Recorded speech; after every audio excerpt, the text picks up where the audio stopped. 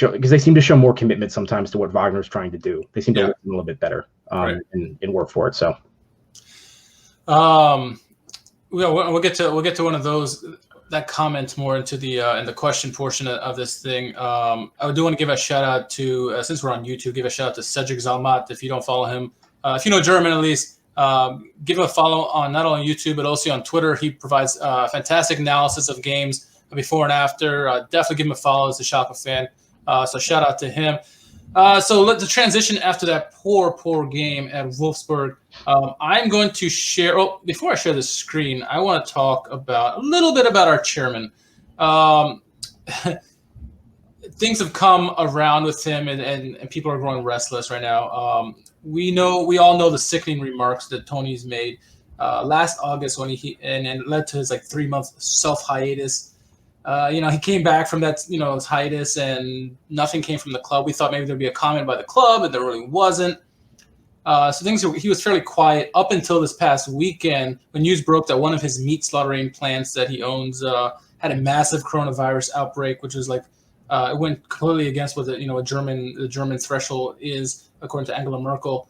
And this has left fans on the brink, so much so that the ultras, and let me go ahead and share this screen, Jack. Our mighty ultras of Gelsenkirchen, they came out and they had some choice words for Mr. Tönnies, and really anybody associated in the supervisory board or in that elk, I guess, or that range. I'm going to read the first 2 paragraphs and do some bullet points.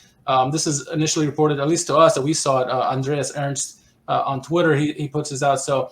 The first couple paragraphs, and I'll go into the bullet points. This is all in English. Obviously, you're looking at it in German, but feel free to look at the website. We'll share it again, and feel free to look at it and translate it for your liking. But basically, it says we have been holding back criticism for a long time to avert further headlines and unrest with the club. Where am I? The season will finally come to a close this upcoming weekend. And there's nothing left for us in the sporting sense. Therefore, the time has come now that we would like to comment on the various topics and events of the past weeks and months, really. We can no longer, and we will not leave this disastrous situation surrounding our beloved FC Schalke 04 uncommented. Rarely has our club given a more catastrophic picture than this season, in addition to a sportly desolate second half of the season, which I completely agree with. With just 8 goals and historic series without a win. We're going on 12 games or something like that without a win. That's something ridiculous. Above all of that, the committees and those responsible for the club make our club look ridiculous every week and seem to have lost all contacts with reality of Gelsenkirchen. As unbelievable as this may seem at the moment, the fundamental problems of our club are not only in the field, but the board of directors and the supervisory and honorary councils, and more so also on coming in the last recent past. So really, they took shots at the Council of Honor, the finance of Schalke, the supervisory board, obviously with Clemens Tönnies, and then talking about Schalke values. There really were some very strong, firm comments, Jack, about them, and they ended it all with anyone who does not live Schalke values must leave the club now. Strong words by the ultras. Not something we're all feeling really, but. This is the first time the ultras have come out and said anything about any of this. Yeah, strong words there. If you go through and you read the entire statement, it's very difficult to walk away from it, finding much to disagree with. Yeah, I think it's a sentiment that's shared by a lot of Schalke supporters right now, and even more intensely, of course, by those that are part of the community on the ground over there. More so than you and I over here in the States.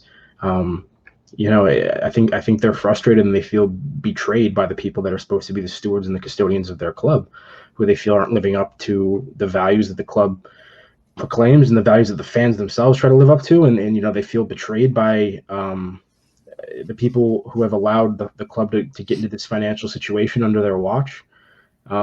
It's difficult to blame them. And just the way they handled the whole Clemens Tönnies situation, we said it when the punishment was announced on this podcast. We were laughing at it because we're like, all he's going to do is go away for 3 months, be quiet so everyone forgets about him, and then he's going to slowly slide back in, and nothing's going to be said about it. And that's exactly what happened. It was such a non-punishment.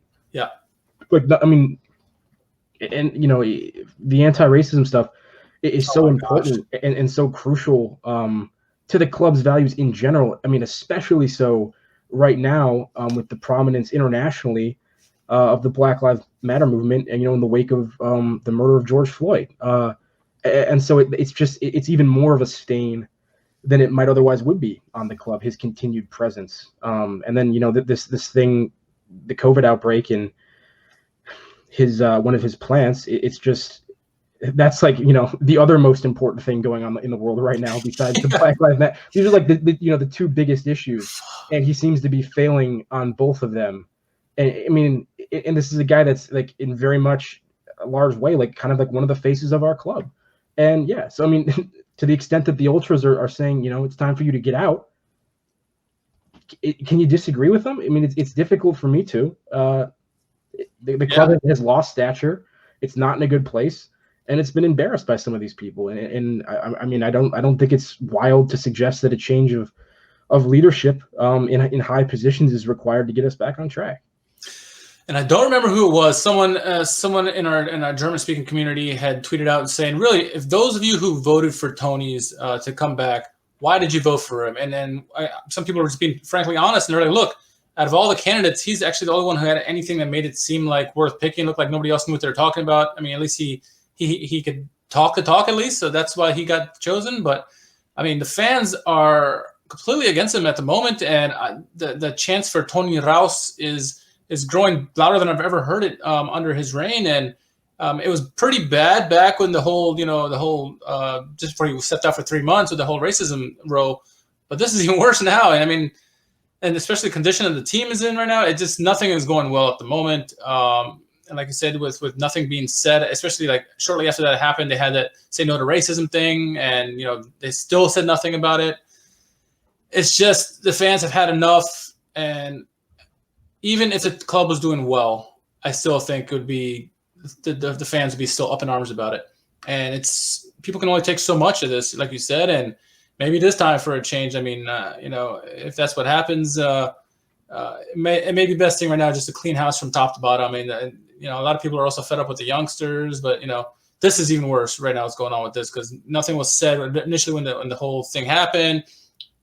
Now this came out this past weekend. It just keeps piling on top of each other for him, and it's just getting worse and worse. And I don't know where to go from this, but with the ultras coming out, it's going to get crazy now, because I mean the fans are going to really start. I'm curious to see what the next few weeks hold, especially when the last game plays. What happens? I'm sure something's going to happen. I don't know what, but something's going to happen. The early part of the summer.